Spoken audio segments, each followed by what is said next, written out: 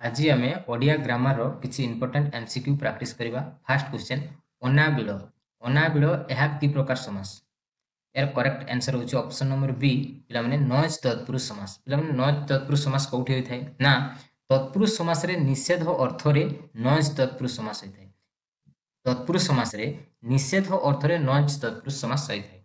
ये जो संस्कृत रे नॉइज जार ओडिया रूप होची न यह गोटे नास्ति सूचक अव्यय। पिलाने ये जो साधारणतः न पर जदि स्वरबर्ण थाए ताहा न स्थान रे अन हुए एवं न पर जदि व्यंजन वर्ण थाए ताहा न स्थान रे ओ हुए। जेमति कि हमें गोटे एग्जांपल नबा न आबिड़ न आबिड़ होची अनाबिड़ अनाबिड़। पिलाने ये जो न पर कौन रही ना स्वरबर्ण न पर स्वरबर्ण थिले न स्थान रे कौन हुए ना अन तेणु ये अनाबिड़। सही परी न उचित न उचित एथिरे देखो न परे व्यंजन वर्ण रही तेणु न परे जदि व्यंजन वर्ण थाए सेठी न स्थान रे ओ हुए तेणु तेणु एठी हबो अनुचित अनुचित। बुझी पछन बुझिबा गच्छ शब्दर प्रतिशब्द केउंटी यार करेक्ट आंसर होची जोटा कि ऑप्शन नंबर ए जोटा कि साखी। साखी होची गच्छ शब्दर प्रतिशब्द। ताहले सिखी कहार प्रतिशब्द सिखी होची अग्निर प्रतिशब्द। पिला माने वेरी वेरी इंपोर्टेंट साखी होची गच्छर किंतु सिखी जोटा कि अग्निर प्रतिशब्द।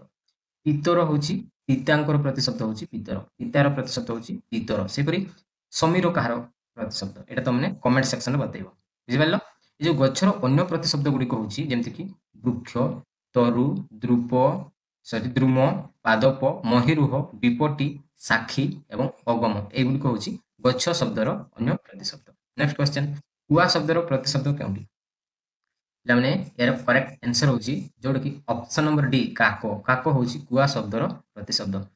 एबे देखिबा कुआर अन्य प्रतिशब्द गुडी को जेमति कि बायस बड़ी पृष्ठ बड़ी भूक एकाक्ष एगुडी को होची कुआर प्रतिशब्द। एकाक्ष पिलाने वेरी वेरी इंपोर्टेंट एवं बड़ी पृष्ठ एगुडा होची वेरी वेरी इंपोर्टेंट। नेक्स्ट बाट शब्दर प्रतिशब्द केउंटी बाट यार करेक्ट आंसर होची जोटा कि option number C. Option number C होची बाट शब्दर प्रतिशब्द जोटा कि पंथा पंथा होची बाटर प्रतिशब्द। किंतु ए जो पांथ कहार प्रतिशब्द एटा तुमने कमेंट सेक्शन रे बतैबो। बाटर अन्य प्रतिशब्द गुडी को होची जेंति कि सरणी मार्ग अयन अयन पथ एगुडी को होची water प्रतिशब्द। Next question Akash Akash शब्दर प्रतिशब्द केउंटी पिलाने यार करेक्ट आंसर होची जोटा कि ख ख होची आकाश शब्दर प्रतिशब्द। आकाश रो हमें अन्य प्रतिशब्द गुडी को हमें देखिबा जेंति कि अंबर अंतरिक्ष गगन नभ विहायस शून्य वियत नाक शून्य ख अनंत व्योम एगुडी को होची आकाश शब्दर प्रतिशब्द। पिला माने ए जो को कहार प्रतिशब्द एवं ओ कहार प्रतिशब्द एवं नौ कहार प्रतिशब्द एगुडी को तमे जो तीनटी रहिला याको तमे कमेंट सेक्शन में पिला माने लिखिबो। नेक्स्ट घर शब्दर प्रतिशब्द केउंटी घर यार करेक्ट आंसर होची जोटा ऑप्शन नंबर ए निलय होची घर शब्दर प्रतिशब्द। घरर अन्य प्रतिशब्द गुडी को होची आवास निलय आलय आगार भवन सदन गृह निकेतन बास मंदिर शाला निलय कूट सद्म एवं अगार एगुडी को होची गच्छ शब्दर प्रतिशब्द। नेक्स्ट शरीर शब्दर प्रतिशब्द केउंटी यार करेक्ट आंसर होची जोटा कि तनु। ऑप्शन नंबर ए जोटा कि तनु होची शरीर शब्दर प्रतिशब्द। शरीरर अन्य प्रतिशब्द शब्द गुडी को हला काय काया कलेबर तनु गात्र बपु देह अंग एवं विग्रह एगुडी को होची शरीरर प्रतिशब्द। बण शब्दर प्रतिशब्द केउंटी पिलाने बण यार करेक्ट आंसर होची जोटा कि कानन कानन होची बण शब्दर प्रतिशब्द। बणर अन्य प्रतिशब्द देखिबा हमें जेंति कि कानन विपिन गहन अरण्य एवं अवटी एगुडा होची बणर प्रतिशब्द।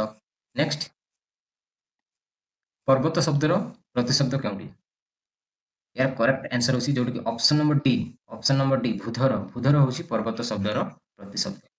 पर्वतर अन्य प्रतिशब्द होची महीधर भूधर धर शिखरी अचल शिखरी शैल गिरी पत्र धराधर एवं अद्री एगुडी को होची पर्वत शब्दर प्रतिशब्द।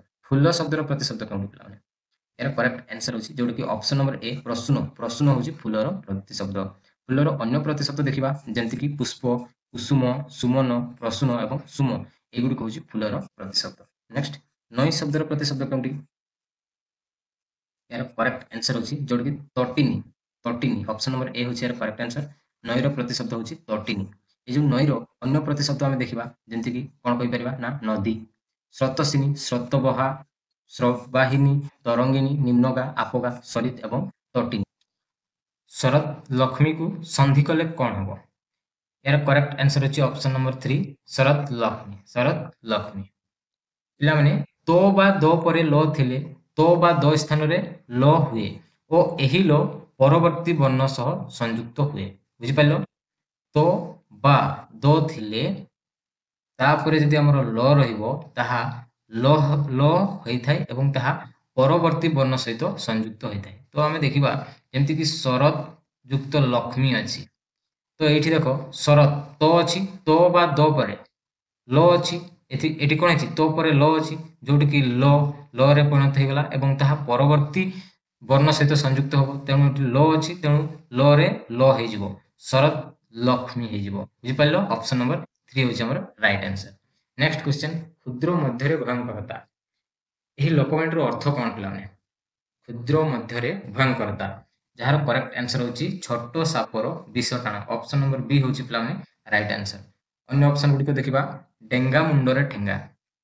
ଡେଙ୍ଗା ମୁଣ୍ଡରେ ଠେଙ୍ଗା, ଯାହାର ଅର୍ଥ ହେଉଛି ଆଗୁଆ ଲୋକ ଉପରେ ଦାୟିତ୍ୱ ଓ ବିପଦ। ସେହିପରି ଉପମଣ୍ଡୁକ, ଯାହାର ଅର୍ଥ ହେଉଛି ସଂକୁଚିତ ପରିବେଶରେ ବଢ଼ିଥିବା ବ୍ୟକ୍ତି।